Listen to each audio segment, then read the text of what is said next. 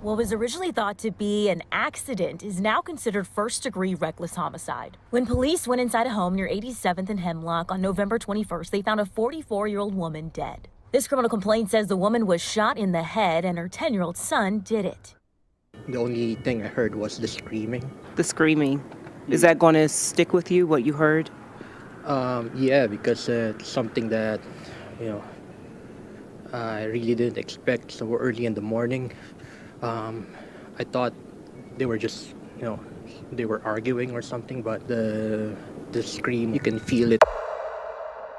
Pada tanggal 21 November 2022, kejadian yang tak diduga terjadi di salah satu rumah di kota Milwaukee, negara bagian Wisconsin, Amerika Serikat.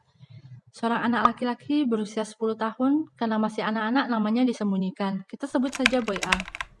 Sekitar jam 6.50 pagi, Boy A memberitahu kakak perempuannya bahwa ibunya meninggal secara tidak sengaja. Saat itu, kakaknya langsung menelpon 911. Polisi segera tiba di TKP dan mendapati Kiana Man, seorang ibu berusia 44 tahun, telah meninggal.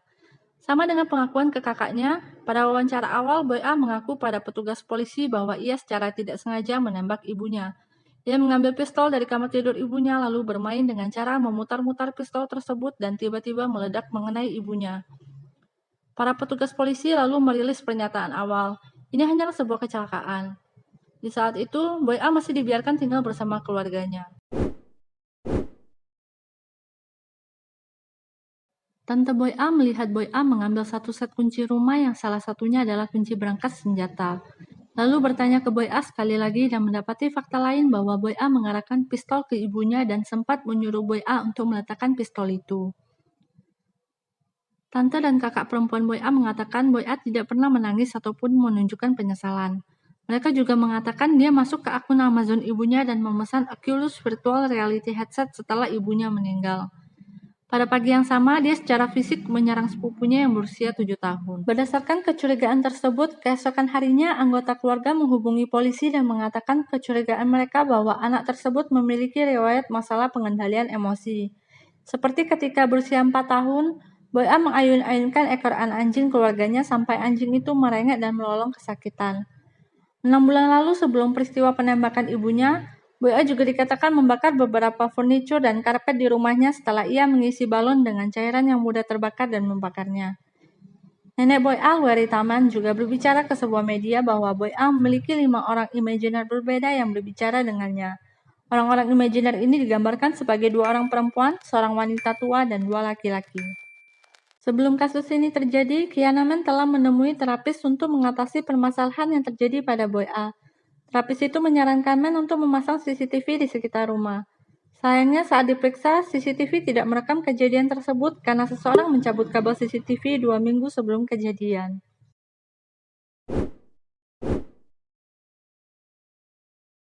Setelah mengetahui informasi dari keluarga Boy A, polisi Milwaukee mewawancarai Boy A lagi.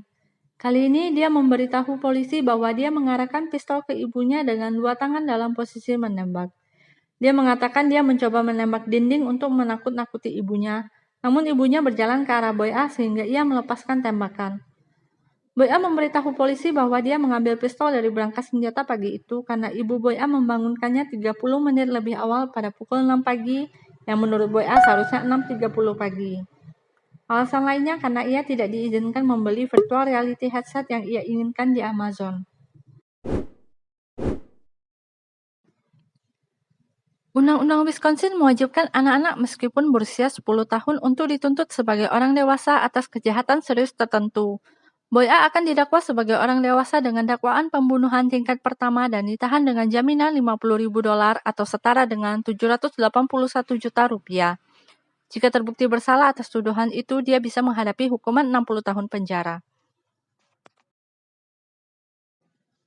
Pengacara Boy A berupaya untuk memindahkan kasus tersebut ke pengadilan remaja. Angela Cunningham, salah satu pengacara Boy A, mengatakan sistem peradilan orang dewasa benar-benar tidak siap untuk memenuhi kebutuhan anak berusia 10 tahun. Sampai saat ini, kasus ini sedang dalam proses peradilan.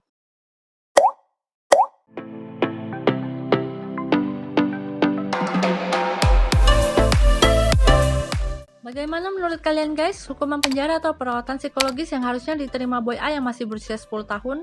Dan apakah dari kalian juga ada yang mengalami masalah pengendalian emosi? Coba komen di bawah ya guys. Semoga dari kasus ini para orang tua dapat lebih hati-hati dan peduli terhadap benda-benda berbahaya di sekitar anak dan pentingnya permasalahan psikologis. Thank you for watching. Tetap like, comment, share, dan subscribe channel ini. See you in the next case.